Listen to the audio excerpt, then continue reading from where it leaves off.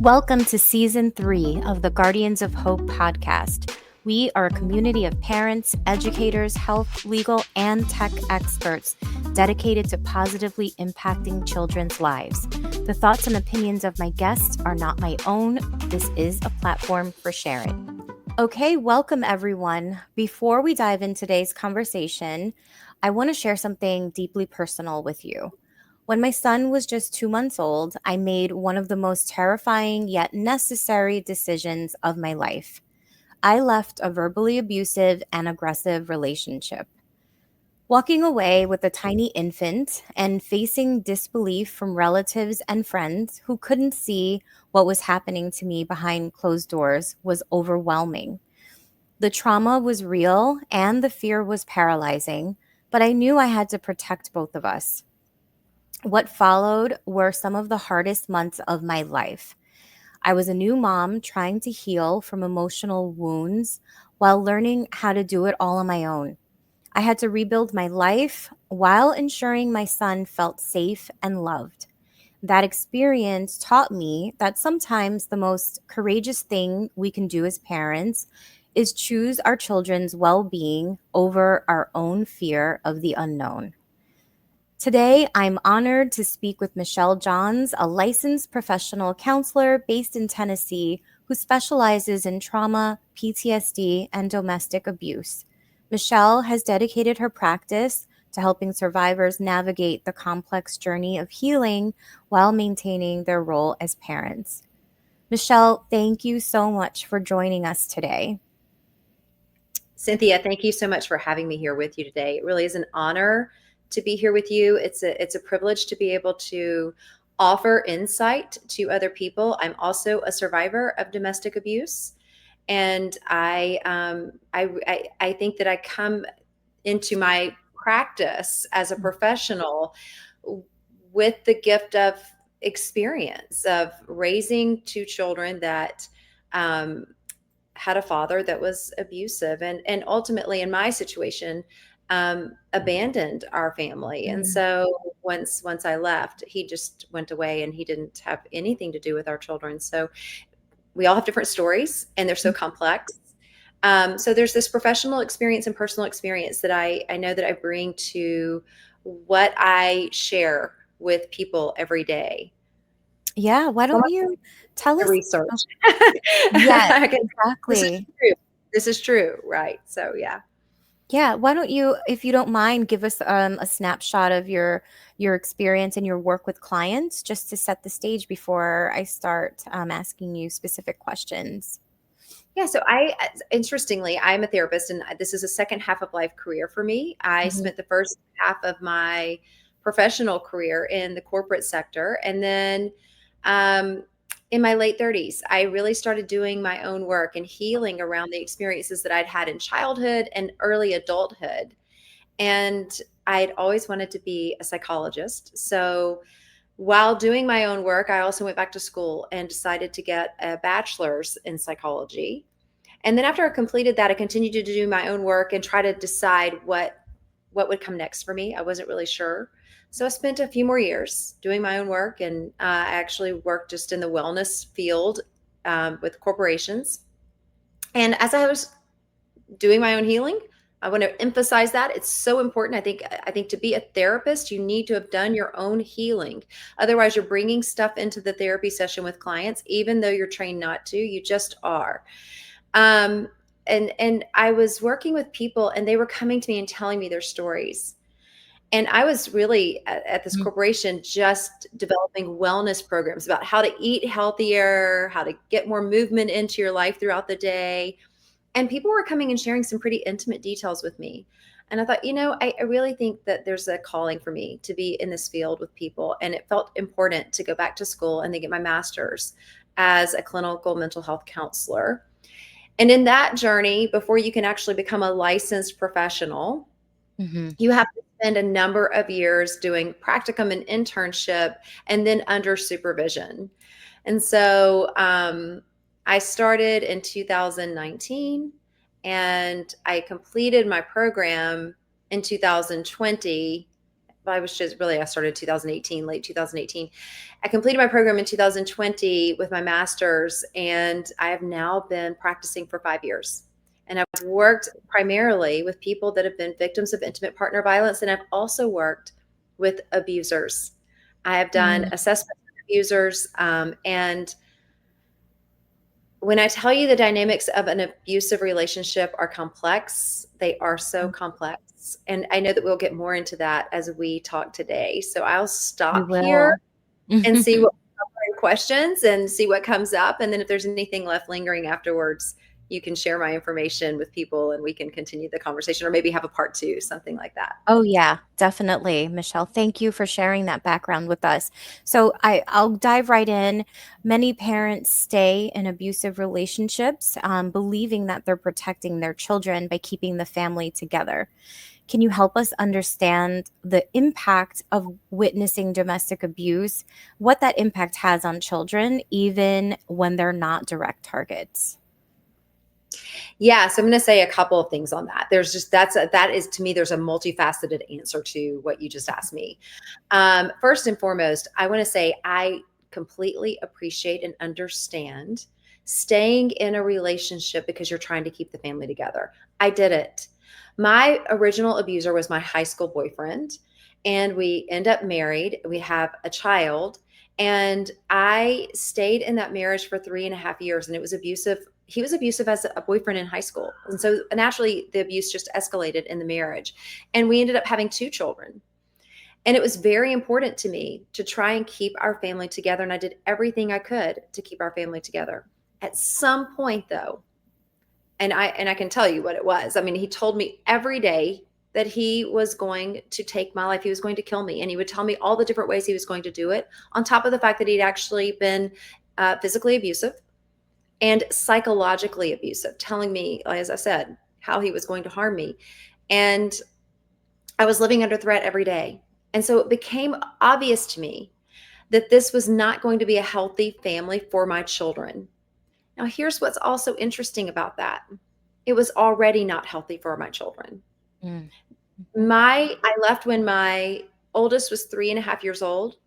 My daughter was 5 months old. And we often think that when we leave an abusive relationship when our children are infants, that's okay because they don't have any recollection or any awareness of the abuse. But Yeah. research actually shows us that that's not true. That and here's why. It's brain development 101. When you're born, everything you experience in life is felt in your body. Every sense of safety you have comes from your environment. And when you're an infant and you're less than 2 years of age, you don't have words to verbalize what you're experiencing in your body. You're left trying to figure out how to stay safe and self-soothe in a terrifying environment, a volatile environment. And it's setting you up where patterns are already being developed in your body and your brain. And so your nervous system is already activated. And we are designed by human beings, as human beings, really all living creatures are designed to stay alive, to stay safe. Our bodies work to keep us safe. And when there's a threat, our nervous system sends a signal out to our body that we're under a threat, and our body responds. Systems start to go into protection mode. All blood flow goes to our major muscles, cutting off blood flow to the prefrontal cortex, which you don't have access to as an infant anyway. But as a developing child, you have maybe some access to. You just don't have access to it at all, which we'll get into later, which is also what happens to adults that are abused. So I hope what I'm saying is making sense. So Yep. let me just recap that a little bit, is that abuse impacts children when they're in the relationship, and leaving the relationship is an important and necessary step because it's the first step toward healing and creating some sort of safety now for the child.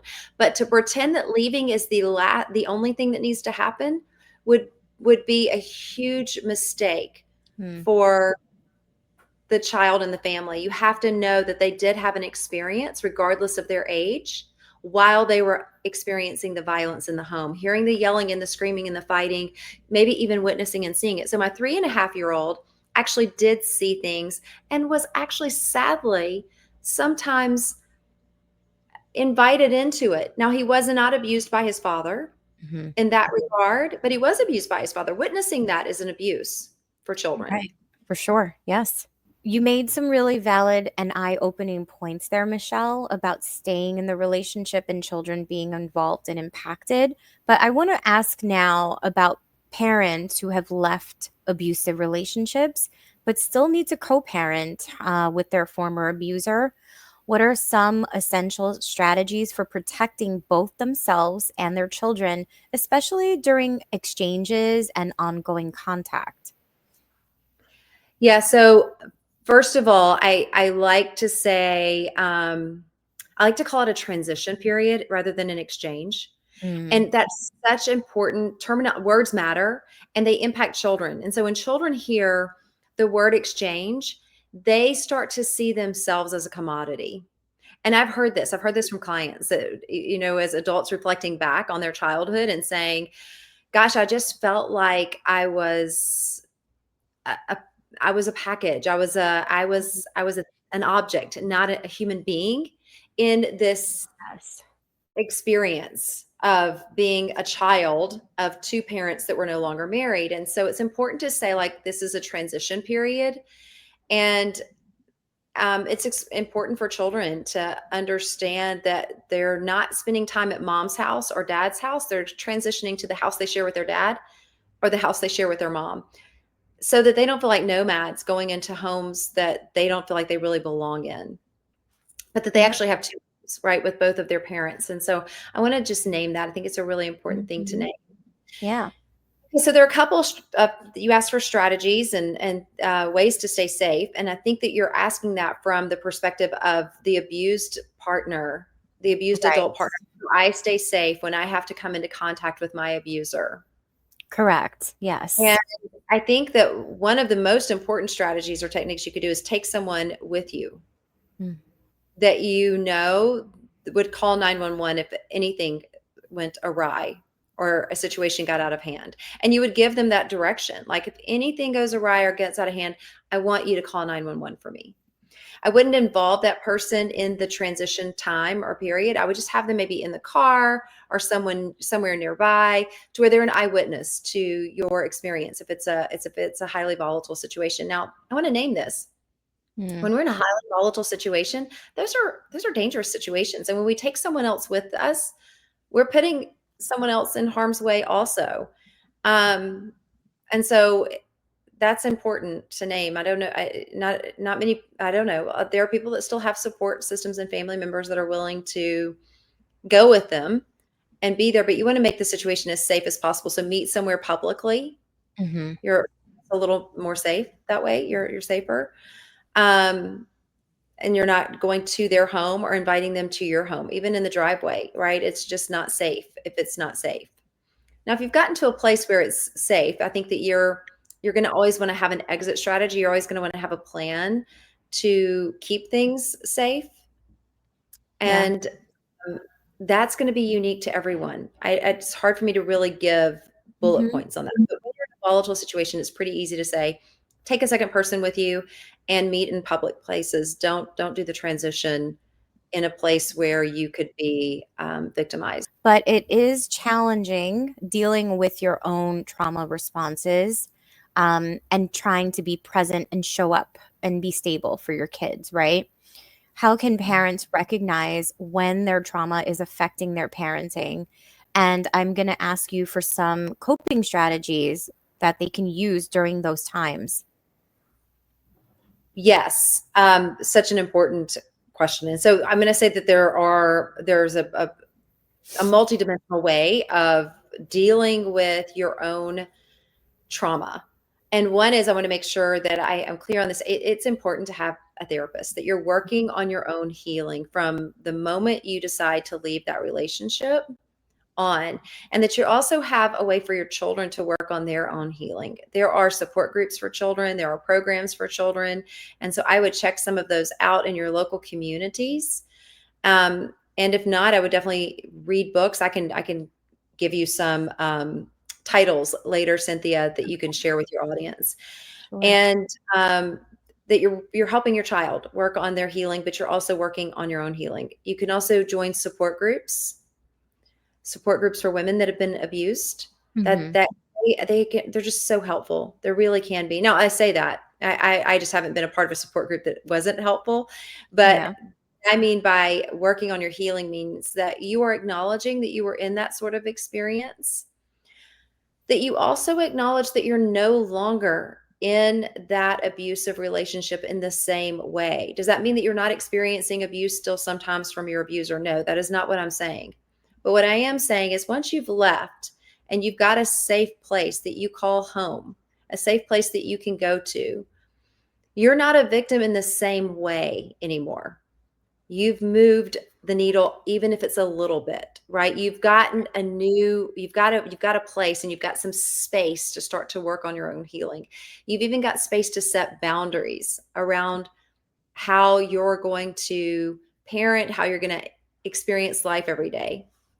So it's a great time to be able to start to check in with yourself and notice what's happening for you in response to experiences. And that's Yep. the first thing that you have to do. Okay, I've had this experience with my abuser. I'm about to go, let's just give this example. I'm about to see my abuser during a transition time.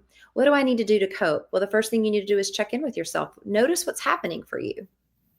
Like physically what's happening right now. Some people might say, "Well, my heart's beating really fast. I have a shortness of breath.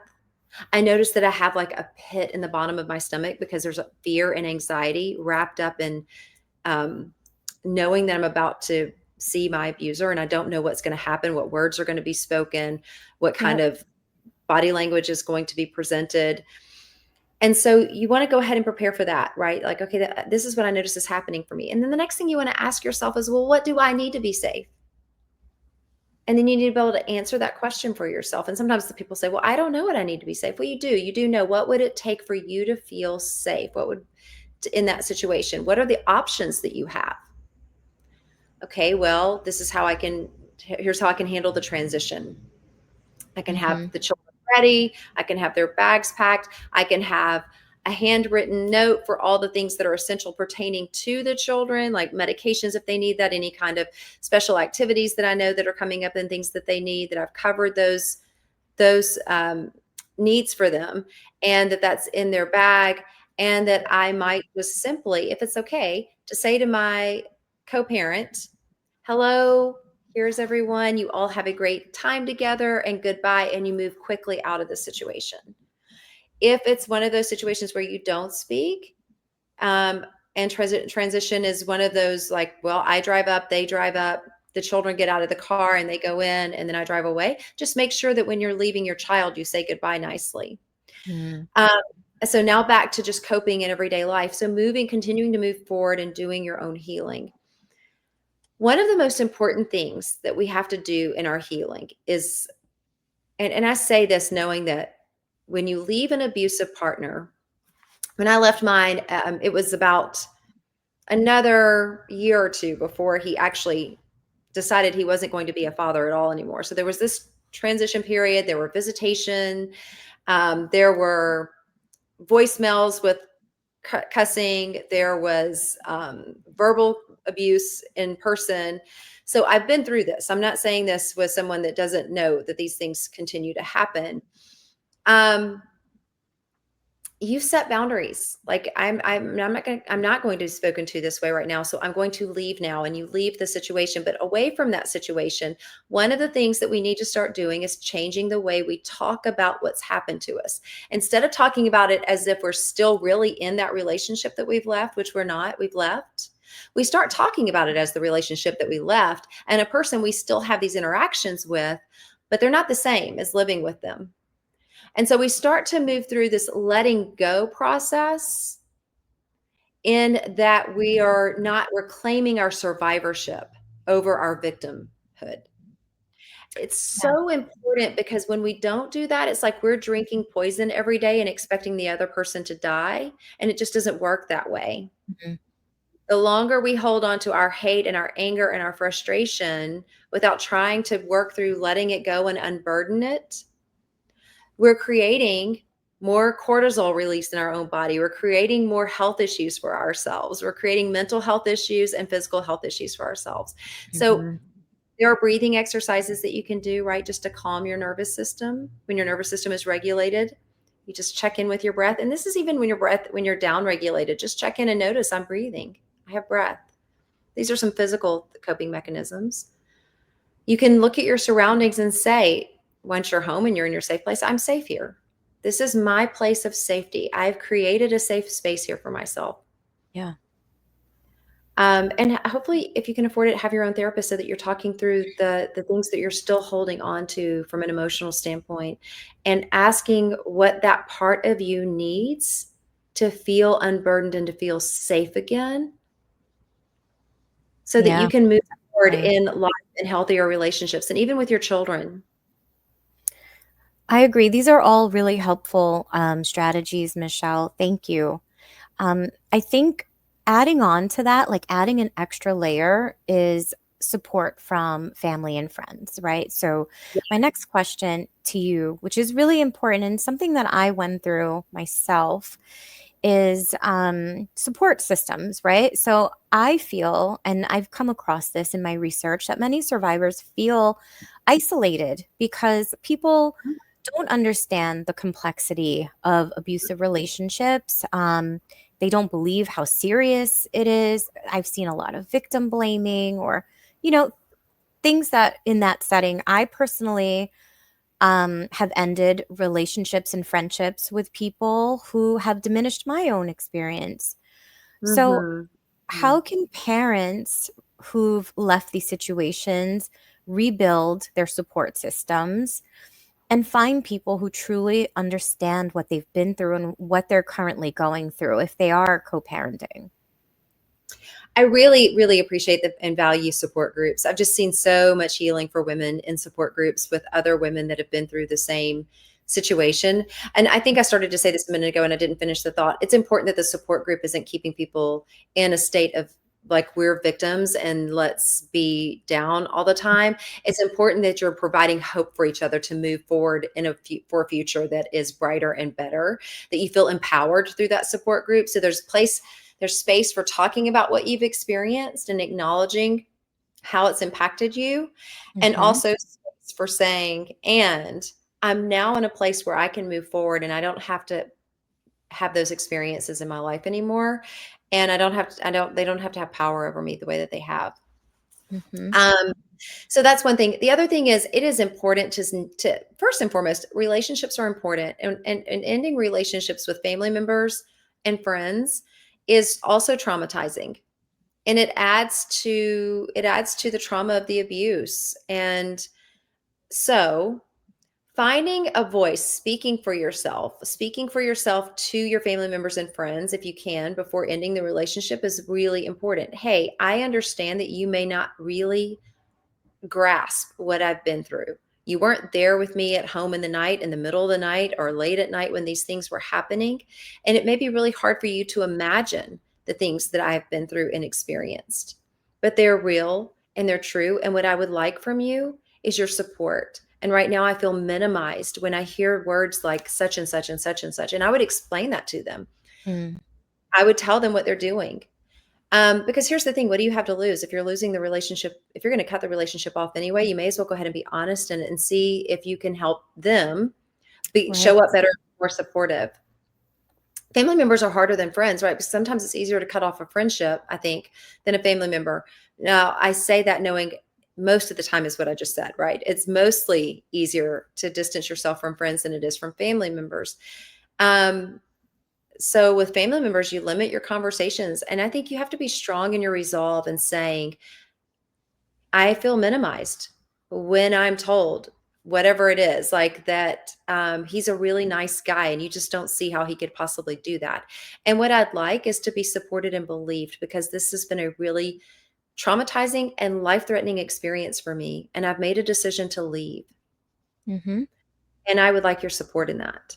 And when you're really direct about the way that you've experienced what you've experienced and what you expect from this person in this relationship, usually they're going to respond in a more supportive way.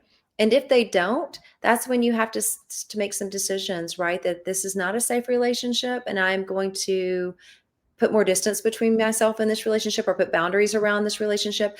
Don't discuss what you've been through with them, even if they bring it up. If you've known that they've minimized your relationship, your situation, they haven't been supportive, that you might say, I really don't feel safe having this conversation right now, and I'd rather us talk about other things. Just tell Mhm. them. Yeah, Be we honest. can discuss other things and enjoy other pastimes. We don't it doesn't have to be that conversation.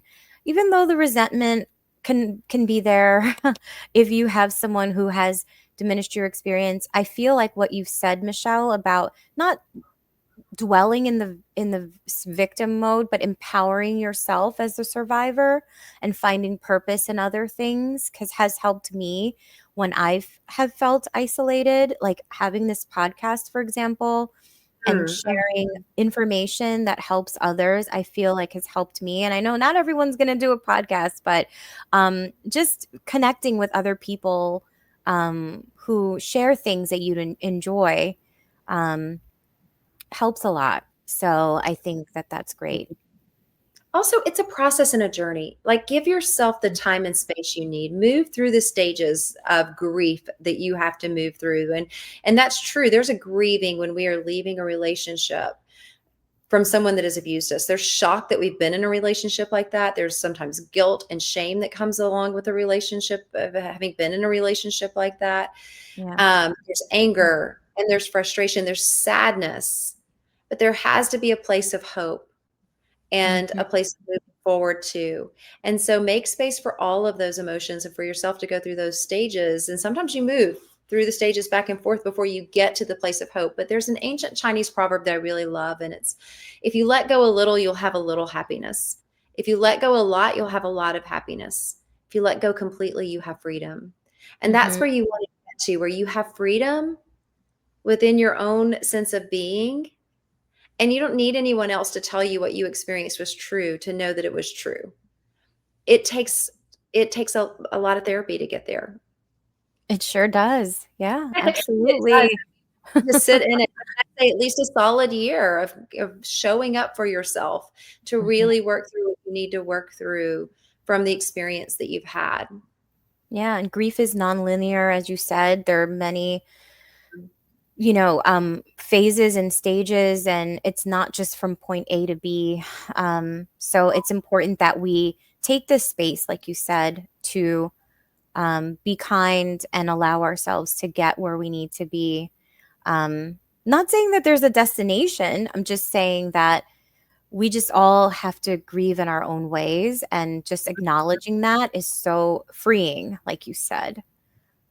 Here's the you asked this earlier, and I should have answered this a little better. And you said this, it's the word kind a minute ago. It's really about having compassion towards yourself, even in the shame and the guilt. Yes. I had so much guilt in my relationship. Let me just say this. I was embarrassed that I had been in an abusive relationship. Hmm. I was embarrassed. I was like, I know that I shouldn't be in a relationship like this. Why was I in this relationship, and why did I stay? And so I had to work through my own guilt and all of that for a while. And when I started to do that with compassion towards myself, that's when I started to feel more empowered and the shift happened. Because when I was really beating myself up about it, I was walking around still in anger and frustration, because I Hmm. wasn't treating myself with this kindness and this compassion that my system needed and the nurture I needed. And even to your point of, how can I ask for support from other people if I'm not providing it for myself? Exactly. That is so Right? true. Yep. Yeah. The way we treat ourselves is the way we allow others to treat us, and it's the way we treat other people. And so it's important that we start with this compassion within and Hmm. nurturing within, acknowledgement within, being honest with ourselves within, and really leading from this place within yourself. Absolutely, Michelle. So I want to ask you one more question, and that is just looking forward, right?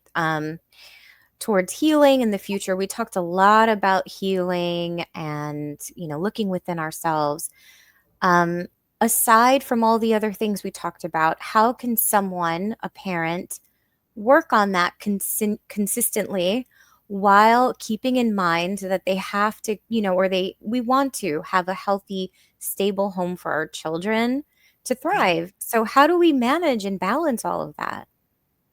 Well, okay, I love that you just used the word balance. I had this conversation with someone yesterday, and I've been saying this for a while to people. It's not about balance, it's about harmony. No, Mm, nothing's ever balanced. Things are just, one side of your yeah. body is longer than the other.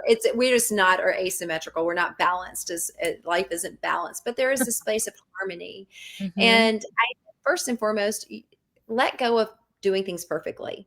You're not going to do things perfectly. Your child is not going to go through life completely unscathed and not feeling some of the effects of being a child of parents that are divorced and in a co-parenting situation. It's unrealistic to expect that. But what is fair is that while you're doing your own work and your own healing and you're showing up for yourself with compassion, is that you're able to do that for your child as well. And one of the most important questions you can ask your child every day is, tell me about your, not even a question, statement, tell me about your day to day. Mm-hmm. When they come and tell you about a situation that seems like they may be feeling anxious about or sad about, instead of going right into fix it mode, ask them to tell you more about it. So say something like, what was that like for you? Don't assume what it was like for them, right? Because I know me as a mama bear, I would typically, if something was harmful for my children, would immediately get mad and want to go protect them and take up for them and fix the situation. But the best thing I really could have done, and I've learned to do as a mom, is to say to my children, what was that like for you? And just get quiet and be a safe space for them to tell me, and then affirm them. Just like you want to be affirmed, your children want to be affirmed. Well, I can Yes. really see how you feel that way. How can I support you? Just like you want to be supported by your family and friends, your children want to be supported. How can I support you? Now, I'm going to say within reason, let's just be really clear about this. Children have children brains. They're undeveloped brains. Your brain's not fully developed until you're somewhere between the ages of 25 and 28. That's science. I'm not making that up. So you are your child's brain. So if they're asking for support in some way that you're like, I don't know that I can do that, you might be honest with them, and you should be honest with them. And you should say, gosh, I can really see how that could be helpful. What if, how about this? And you offer something that is a compromise of what they might be asking for and what you know is realistically possible. But really, no matter what, first and foremost, giving your child a voice and allowing them to speak and to be heard and affirmed, and then Mm-hmm. working with them in the ways that they need to be supported. It's really important. Also, Cynthia, you and I were talking about your son being middle school aged and moving Yes. into adolescence and being 13. And wow, children do their fastest growing between the ages of 0 and 18. Your brain is constantly changing. What makes your brain fully developed is that it's covered in myelin sheath, and that doesn't happen until you're between the ages of 25 and 28. And so their hormones are changing drastically between the ages of like 11 and 15. And then Yes. again, we get another little change between the ages of 18 and 21. And Mm-hmm. so they've got these hormonal shifts happening while they've got life experiences happening. And so you need to do the work of being self-regulated so that you can help self-regulate them. Absolutely. Yes. Especially during morning rush, school rush. That's the most important time to be regulated, Right? Michelle, I find. Oh my goodness, it is so is, I think about this myself. I'm a human being, and I tell people all the time, like, I am going to give you these talks and we're going to talk about things. You will catch me in a moment of imperfection because I'm a human being. Like, it's Mhm. just life.